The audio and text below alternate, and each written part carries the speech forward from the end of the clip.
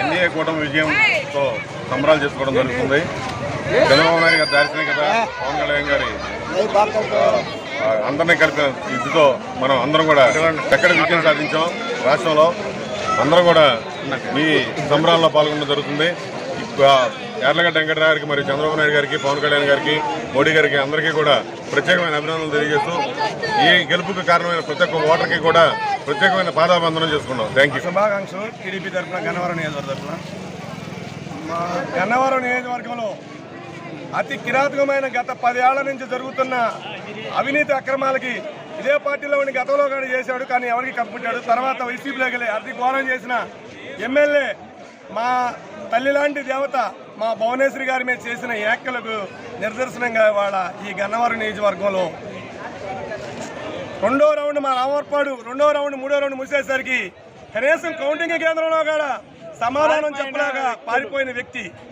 ఈ వ్యక్తి వలన మానసికకు గురి చేసిన మా అధినేతకి ఈ వ్యక్తి చేసిన అసభ్యకరమైన వ్యాఖ్యల వలన అంతకంతకి ప్రజల్లో సానుభూతి వచ్చి మా నాయకుడు చంద్రబాబు నాయుడు గారికి మాకు సంఘీభావం తెలిపి మాకు కూటమిలో చేరిన పవన్ కళ్యాణ్కి అతి భారీ బెంజాతి ఈ రాష్ట్ర ప్రజలు, ఈ గన్నవరం ప్రజలు మాకు అందించారు.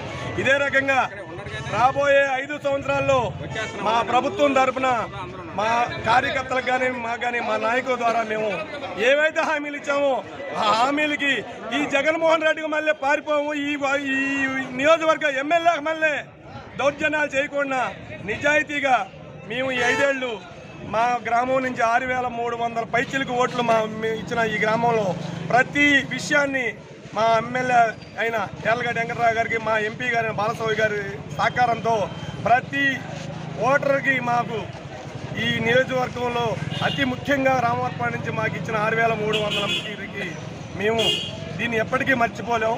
దీని మీద మేము మా నాయకులతో ప్రతి విషయాన్ని మేము పాలుపంచుకొని మేము అందరికీ సేవ చేయడానికి సిద్ధంగా ఉన్నాం.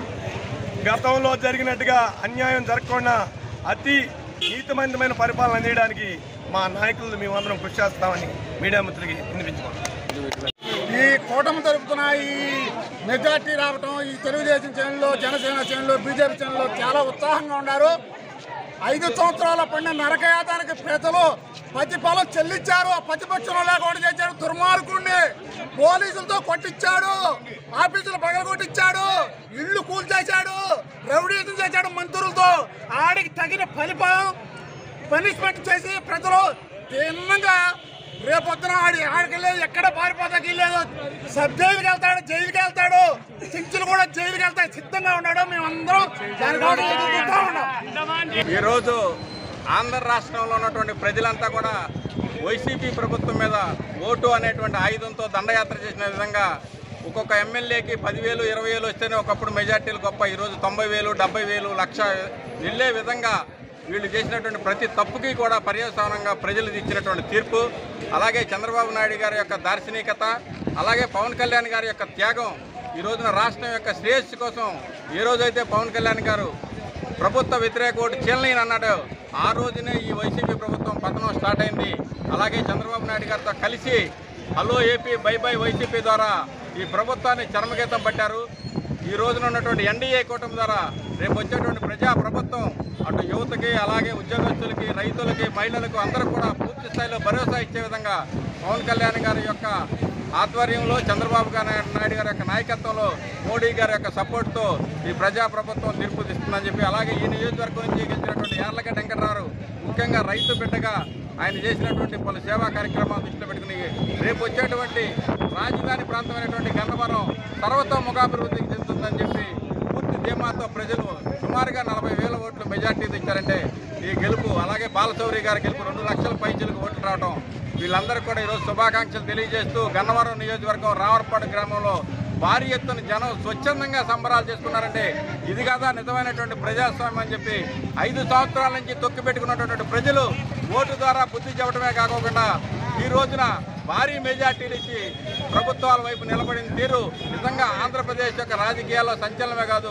ఆంధ్రప్రదేశ్ రాష్ట్ర ప్రజల యొక్క ఔన్నత్యాన్ని దేశవ్యాప్తంగా చాటే విధంగా ఇచ్చినందుకు ముందుగా ఆంధ్ర రాష్ట్ర ప్రజలకు అలాగే గన్నవరం నియోజకవర్గ ప్రజలకు బందర్ పార్లమెంట్ ప్రజలకు మరొకసారి కృతజ్ఞతలు తెలియజేసుకుంటూ జై హింద్.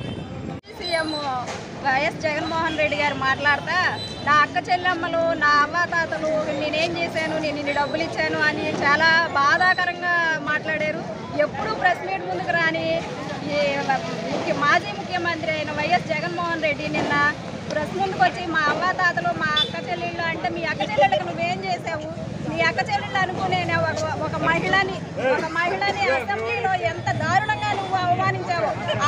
ఆ అవమానాన్ని మేమందరివి కూడా మా అందరిదిగా తీసుకున్నాము. మా భువనమ్మని నువ్వు అన్న మాటల్ని మేము కడుపులో పెట్టుకున్నాము.